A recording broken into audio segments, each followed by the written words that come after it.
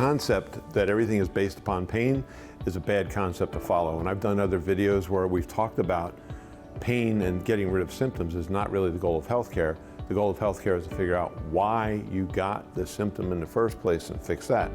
We've gotten in the habit of using pain as the barometer for whether care is needed or not. That's not very smart. If a patient comes in and they don't have pain because you've been treating them, and you have them on a care plan, if you base your care on pain when they're pain-free, you got to discharge them. We don't do that because we're trying to get the patient fixed. So what you have to realize is if a patient doesn't have pain because you've been treating them and they're getting better, you better be documenting something else. What we document is how is their function? How can they function in life? What are their activities of daily living? And how is their pain affecting that? When they've had a problem with, say, low back pain, how does that affect their ability to function? If you start asking these questions, you'll find out they'll tell you some amazing things. I gave up golf because I know if I golf, I'm going to be hurting for 3 days. Or I limit my golf to 8 holes instead of whatever the normal, I think 18 holes, because I can't get through the day if I play a whole round of golf. If you start to measure these things and then you attach them to your re-exams to find out are they getting better or not, you can actually justify care even if they are not complaining of symptoms when they're in your office. Let me give you an example. Suppose your patient says to you, yep, I have back pain. You should say to them, what can't you do because of your back pain?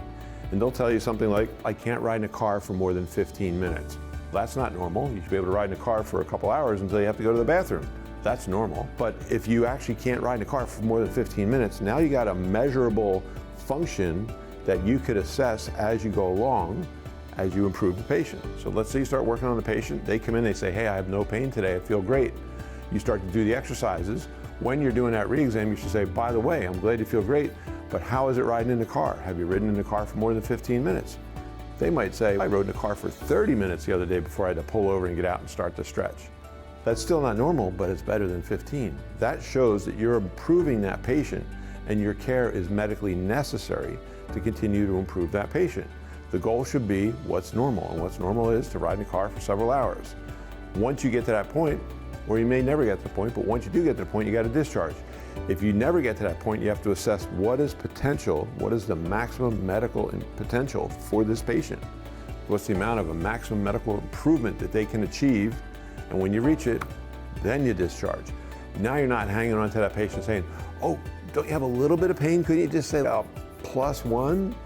Something like that. You don't have to do that. You could just say, look, we're measuring your function. We're measuring it at every re-exam, which we like to do every couple of weeks. And we're seeing, do you get it better in the functional activities that you're inhibited in because of your back problem? When you measure that, you're now giving a different focus on why you're doing pain or why you're doing treatment. It's not based on pain. And you can measure that and the patient gets better and you get better, the patient loves you and everybody's happy.